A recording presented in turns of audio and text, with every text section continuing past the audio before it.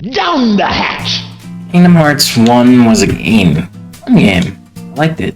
Well, I held on. Well, I paused for like 3 years and then I came back to it after I heard, the music of the game again. And I think the music of the game and presentation overall from Kingdom Hearts is what kept me going or kept me back in. Perhaps it was due to my frustrations of losing a lot. The game is difficult. I did lose a bunch of times. I'd say it was more hard than Devil May Cry 3 in some instances. I don't know whether that's me being bad in the game overall, or probably the fault of the game itself, but let's point fingers at the game first. L2 and R2, those controls were pretty difficult to use, but let's put the finger at myself. I was struggling hard. I fought too aggressively, and didn't really rely on defense. Played casually without, looking too deep into it. Then I started researching a little, then I understood how to play the game a little bit better. Overall, Kingdom Hearts made me happy, right? It's lighthearted compared to its, counterparts in Final Fantasy. I think it's the Disney magic stole, and I'll go back to the point saying it was the presentation and the music, because by God, yeah, that game has good music. That's just Disney's part of Final Fantasy. In Kingdom Hearts.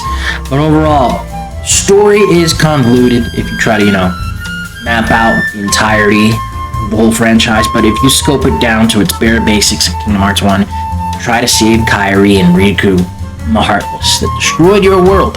You become a Keyblade wielder. And you have to unlock these other worlds. Find the hearts for these 7 princesses, return it to them, and, fight Disney villains, save Riku and Kairi, call it a day.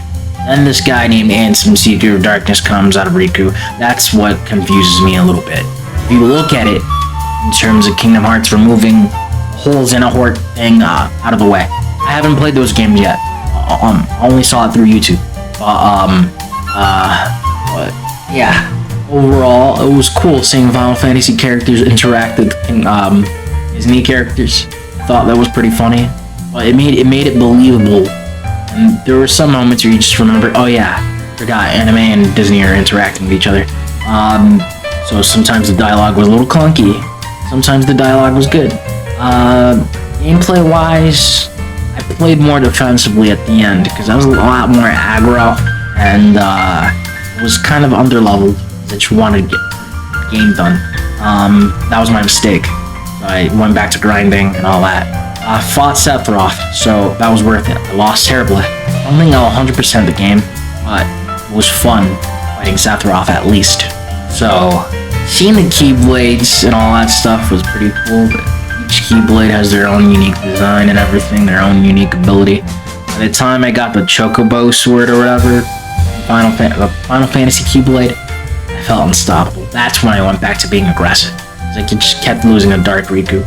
That's on me. I needed to get good. I fought defensively, and I started understanding how the game worked more. I started, to understand the gameplay. And by the time when it ended, when it played simple and clean, I was like, man, that was an ending. The journey was rough, but it wasn't too flawed. It was a rough, fun adventure. It was harder than Devil May Cry, I'll be honest. Maybe that's the controls, maybe that's me. But overall, when it played simple and clean again, I just felt like, satisfied, very satisfied. And it was emotional. It was an emotional journey. I think of all the Disney characters that Sora talks to, Aladdin was the best bro. Aladdin was the best bro that actually did want to join Sora in his adventure, but Sora's like, nah, you chill. So, yeah, I think it worked that out all well. So,